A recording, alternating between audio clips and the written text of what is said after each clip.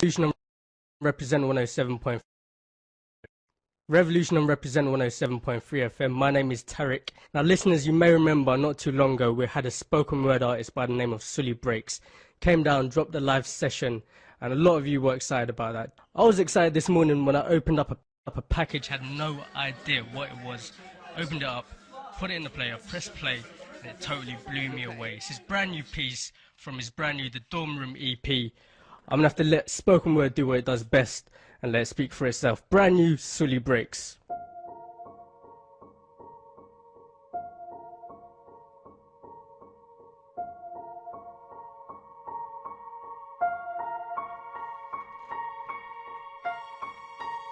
Right now, there is a kid finishing parents' evening in a heated discussion with his mother, saying, why does he have to study subjects he will never ever use in his life?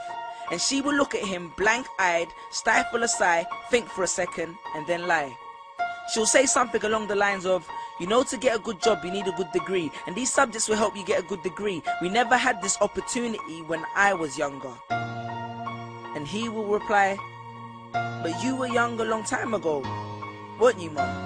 And she won't respond, although what he implies makes perfect sense, that society's needs would have changed since she was 16. But she will ignore him, grip his hand more sternly, then drag him to the car. But what she doesn't know is that she didn't ignore him just to shut him up. She didn't lie because they were just returning from parents' evening and an argument in the hallway would look bad on her resume.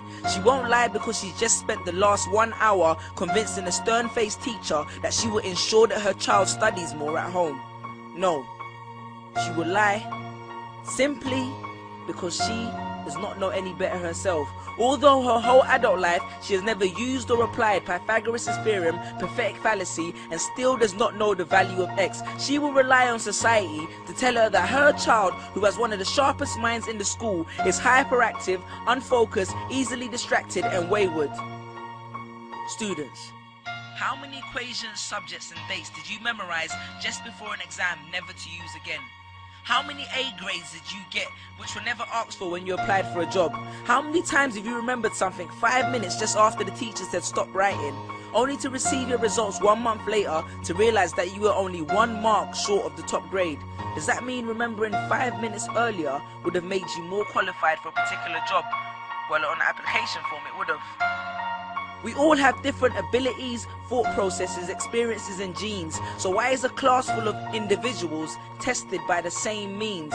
So does that mean Sherelle thinks she's dumb because she couldn't do a couple of sums? And if this issue is not addressed properly, it then becomes a self-fulfilling prophecy. Then every school has the audacity to have a policy on equality. The irony. Exams are society's methods of telling you what you're worth. But you can't let society tell you what you are, because it's the same society that tells you that abortion is wrong but then looks down on teenage parents. The same society that sells products to promote natural hair, looks and smooth complexion, with the model on the box half photoshopped and has fake lashes and hair extensions, with pastors that preach charity but own private jets, imams that preach against greed but are all fat, parents that say they want educated kids but constantly marvel at how rich Richard Branson is, governments that preach peace but endorse wars, that say they believe so much in the importance of higher education and further learning, then why increase tuition fees every single year? I believe Miss Jefferson when she took me into the office and said that my exams would be imperative to my success, because we was taught to always follow when Miss Jefferson led. But then I took Jefferson out of the equation and learned to think for myself. I realized we was taught to always follow when Miss led. The irony. Test us with tests, but the finals are never final, because they never prepare us for the biggest test, which is survival. And what I suggest is fairly outlandish, so I do not expect everyone to understand this, except for the kids who knows what it feels like to be worth no more than that D or that A that you get on results day, and the ones whose best stories were never good enough for the English teacher, because apparently you missed out key literal techniques, did not follow the class plan, and the language was too informal for him to understand. But then he'd reference Hamlet and Macbeth, and you'd fight the urge to express your contempt by partially clenching your fist with only your medius finger left protruding in the middle of your hand, and then asks if he was aware that Shakespeare was known as the innovator of slang, or the kid at the back of the class who thinks, why am I studying something that doesn't fuel my drive? But then when confronted with a maths problem, his eyes come alive. So this one is for my generation, the ones who found what they were looking for on Google, the ones who followed their dreams on Twitter, pictured their future on Instagram, accepted destiny on Facebook. This one's for my failures and my dropouts, for my unemployed graduates, my shop assistants, cleaners and cashiers with bigger dreams, my self-employed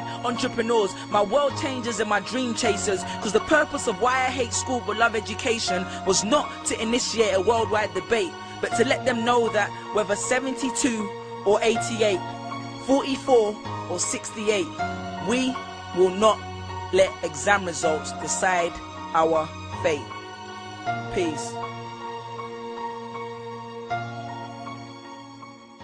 Just these pictures on my phone, sitting all alone, visualizing home. And all my friends were just these pictures on my phone, pictures on my phone.